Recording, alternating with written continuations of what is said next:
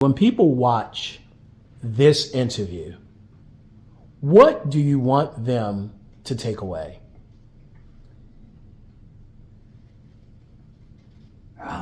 One of the things that I would like for people to take away is the work I've done with the Rotary Club of Washington, D.C. I've been a member of the Rotary Club for 21 years. When I first joined, it was only maybe three black people when I first joined. And they give you categories about what you do. So my category was gun violence prevention.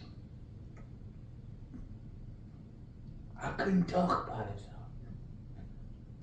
because for the first few years, they felt that gun violence was a political issue. So they didn't want to discuss it within the club. So I've been working there trying to deal with that. So finally, 4 years ago, we had a president by the name of William Dent.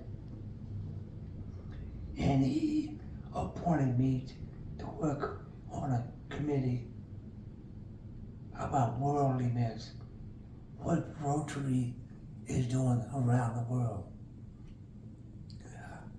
And we had a few Rotarians that had done things as far as that's concerned. So as I listened to a few meetings, I decided to say, President, I've been listening here, and I've been listening to all the great things the Rotary Club is doing all over the world. But sir, we have those same issues in our own backyard. Yet we're not paying them any attention at all. If we can help people all over the world, why can't we help people in our own backyards? He said, I agree with you. Why don't you form a committee? And so I formed a committee. And it's called, the committee is called the DC Peace Initiative Committee, which I chair. And we decided, as our committee planks, we were going to look at violence and issues from a public health perspective, not from a legal issue. And so we work with this. And then I formed, outside, another entity along with Kamal Ali, the owner of Ben Chili Ball. And we formed an initiative called It's Time for Us to Get Involved. So I'm working inside the Rotary, and I'm working outside the Rotary. I'm trying to go toward a common goal, if you can follow along with me. I then was appointed by a former district governor to be co-chair of the Peace Committee for the Rotary Club for the entire district, which consists of about 70 Rotary Clubs. And as I got involved with the district, I started bringing up the same issues. And I started bringing up the same problems that we're having in our backyard. So much so that not only does my Rotary Club recognize it, now the district recognizes what I'm saying. And so now we have an initiative from the district to also work on the urban issues. They never had anything like that before. And I got that stuff. So much so that this district is going to have a day in March, I believe, celebrating me. It's going to be a webinar and a seminar, about Kenny Barnes. That's it. And they're going to host it. This has never happened before, where they've had an individual from a district, come up from a club, be honored by the entire district. And this will not be only seen by the district, but it will be seen by the president of the entire Rotary Club. So it'll be seen all over the Rotary Club, everywhere. And I think that's a heck of an accomplishment to be able to work within that Rotary Club that had been resistant to those ideas, that are now bringing them right into the mainstream. And this is kind of the way I work, in that while I'm battling from the inside, a lot of people don't even know about it, but I'm still doing it to get something like this accomplished. This is the type of person that I would like people to know who I am and what I try to do. When my son was murdered, and the agony and pain that I went through, and I'm still going through.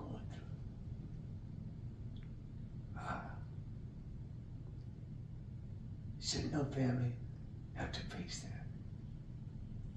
And so, when my son got murdered, and when I dropped out of school, I felt like it was something that I needed to do.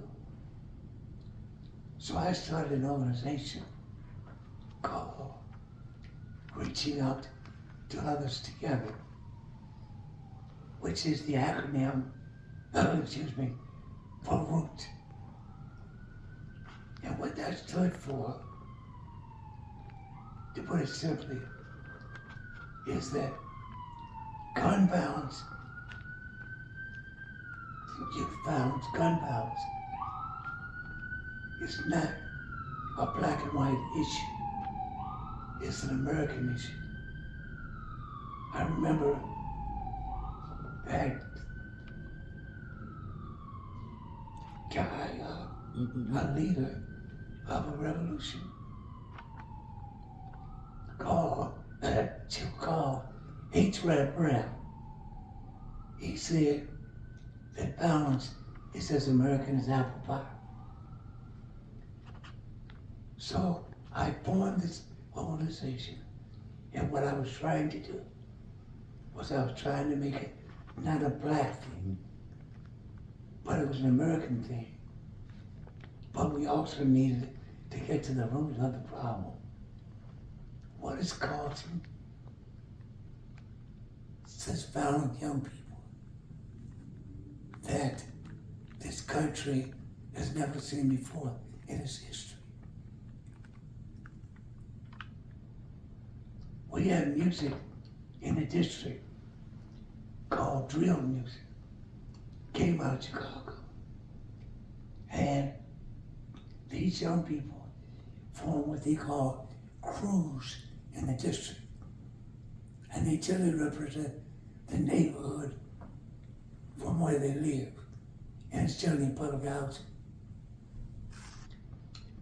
They rap about murder, kill. And they talk about what neighborhood is feuding with what neighborhood, and who's just got killed, who's going to get killed. You can just give it over right now, and you'll see what I'm saying. They got children in there as young as 10 and 12 years old, saying these type of things. Something has to be done about that. What's the solution? That's the third project I'm working on. Okay. What we do very bad in this city is we react to violence. We don't try to prevent it. We react to it. Somebody gets murdered, you send out people. Then we got a group in the city called, I forgot what they call it. But anyway, you send them out. But that's after somebody's been murdered. Maybe violence interrupters? Yes, that's Okay. called the violence interrupters. Now the violence interrupters are sent to the scene of a crime after a crime has been committed. And their job, I think, is to go try to settle the beefs, I guess, that's causing these murders. But it's not working. But that's what's known as an intervention. I'm talking about prevention. What I believe is that we need to get to children in elementary school to prevent them from turning violent and to change their mindsets. So, excuse me, I have a project that we're working on right now with the Rotary Club, my peace committee, with time for us to get involved. We even have the Washington Urban Debate League is going to teach 4th and 5th graders how to debate. We're going to have tutors raising these young people's reading skills, their mathematics skills. For example, they have an average reading percentage at that stand elementary of 27%. Now imagine that. They will take and they will promote these children to the next grade with a 27% reading skill. And then they will promote them to the next grade, not really learning how to read and write, which is one of the biggest problems as far as Georgia is concerned. As far as dropping out of school is concerned. We need to deal with those issues young. And that's what I believe. So we're going in. The principal asks us to help them start a drama school, to help them put on a play. These are things that were normal in schools that they've taken away from them. And the thing that I personally will be concerned about is trauma. It's because I know these young children have experienced trauma. That's a lot. Nobody deals with it. And these children have trauma all within them. Nobody's really dealing with it. They're growing up and there's violence all around them. Violence in the household. They know family members getting killed. And they're in the 4th and 5th grade. So we have to address that. And what I'm asking is that we need to work with their families as well. I do not see how anyone can develop a program for youth and don't include the families. That's beyond my stretch of imagination. Now, in Washington, what's done is they've got grants about youth grants. Give you some money to work with you. But again, how do you give money to work with you and you don't include the parents within whatever the solution you're doing? So I believe the parents have to be involved. Because we know that children are part of two things. They're 50% a part of their genes and 50% the community that they grew up in. We have to address those issues. If they have a toxic relationship within the family, no father there, toxic people smoking and drinking, we have to address that before we really expect growth out of these children. And we have to do it young before they start getting older. And these are just some things that I believe. And I believe that in what we're doing, it's a longitudinal study. It's not a one and done. So as we're working with these children, we're going to be working with their feeder schools. The feeder schools, the high school, and the middle school. So that when these children leave, we're going to be following them all the way up through high school. Well, we can really develop some statistics. We're going to get them base where they are now, and we're going to increase that base. And we feel that that's going to make a difference. And then we will compare that against other elementary schools in that area. And I believe that's a method to help begin to produce to produce programs to decrease violence, substance abuse, to begin to do that. Nobody's done it. There's only 4 cities in the United States of America that has a program developing how to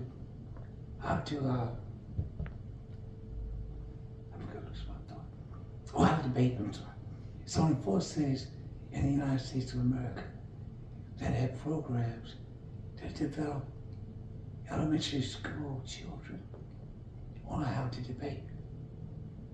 Now, if you look at debating, automatically that's going to help develop reading skills and writing skills, research skills. Automatically it's going to do that. And so we're going to do all these things. And then we're going to have a day, a elementary day. We're going to bring in top government official, football player, somebody. And we got some speakers for these kids to show them what they're capable of doing. Oh, and one very important item that I left out. There's a group that works with the Rotary Club. They're younger people, and they call themselves Rotary actors. Well, we found out, I didn't know it before, that there's a group of Rotary Club at Howard University. So the president, Donnie Shaw, and I went and met with them on several occasions, told them what we're doing, and they're all in, they're working with us. There are over 60 members of that club. Now we also have a Rotary Club that's in Washington without a Rotary Club, but they're mainly white, and they're professionals. You know, they're working. But my personal opinion, these Rotary actors that we're bringing from Howard are younger, they're in school, and the kids will be able to more relate to them than they would white Rotary actors. And then they're working and they're going to school. So I've got a couple of those kids that will be speaking as well. And there's just some of the things that we're doing, that we feel will help to change the direction of these children as they move up to their next level.